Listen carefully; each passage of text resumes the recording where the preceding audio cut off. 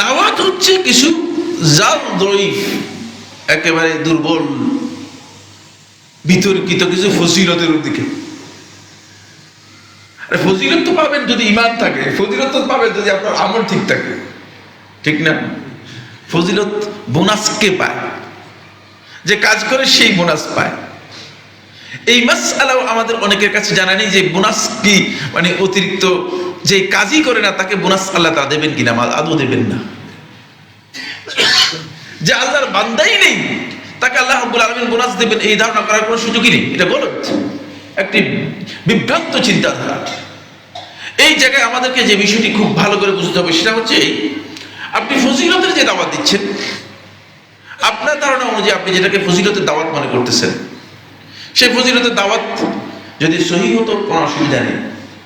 জাল দইফ কিছু মিথ্যা হাদিস দিয়ে ফজিলতের দাওয়াত দেওয়া হচ্ছে। ফলে ওইখানেও এমন একটা গ্যাপ, যেই দাওয়াতটা আপনি দিচ্ছেন সেই দাওয়াতটা সহি কোনো ধারার উপর দাওয়াত দিচ্ছেন।